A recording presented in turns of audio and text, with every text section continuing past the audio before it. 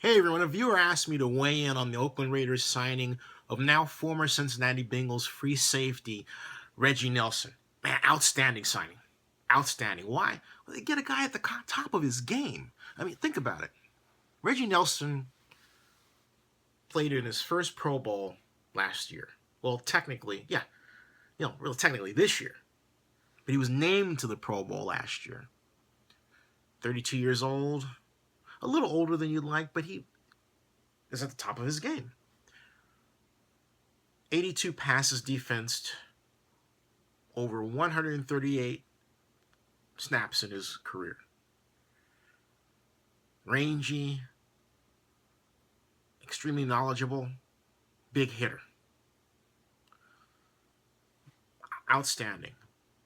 But there's a huge asterisk. And see, my concern is this. It has to do with, well, take, for example, like this device, this once dolly, it kind of broke off here. It has to assemble, these parts have to be assembled so that it can roll properly, so that it can operate, right?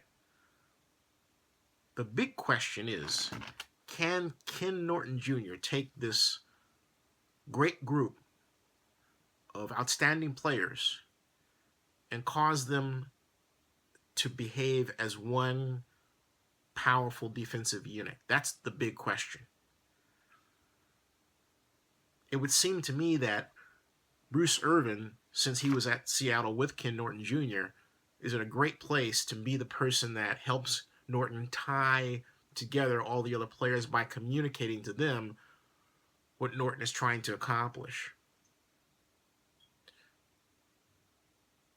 The Raiders' defense will succeed if Ken Norton Jr. practices this simple saying: keep it simple, stupid. Don't overload the players with a lot of exotic schemes and unusual approaches or weird terminology. Keep it simple, stupid. Now, you might say, wait a minute. These are knowledgeable guys and great players. Can't they adjust quickly? No. Because you're asking them to come together to a new environment, a new locker room,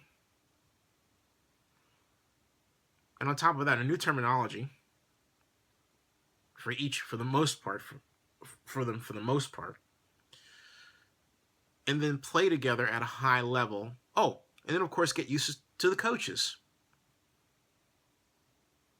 on top of each other. That's a lot. That's a lot.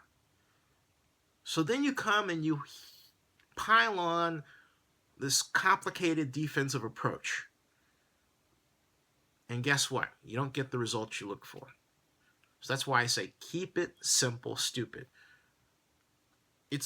And what I mean by that is, don't have a situation like the Dallas Cowboys had under Tom Landry in, if memory serves, 1978.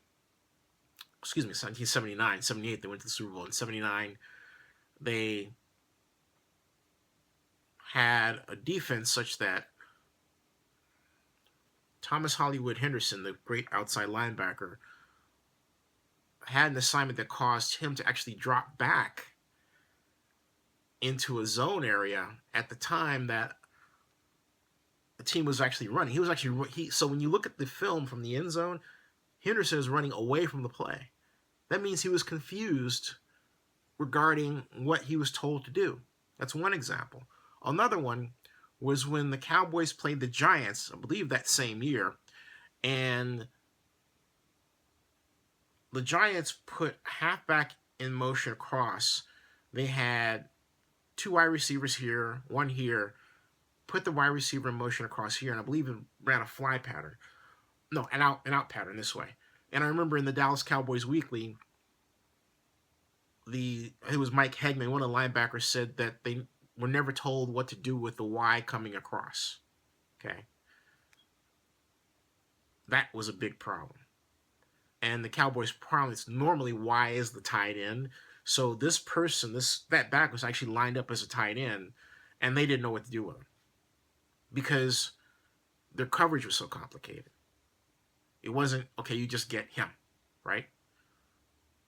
That's the kind of situation that Kid Norton Jr. and his coaches have to make sure they avoid. Having a defensive system that's so complicated that it can be thrown off by that one combination of formation and motion that is used and is effective. Because once that happens in the National Football League, once it gets on video, forget it. Everyone else is going to copy it. That's the way the league works. So, Raiders have great players on defense, but the question is, can they assemble them? Can they coach them?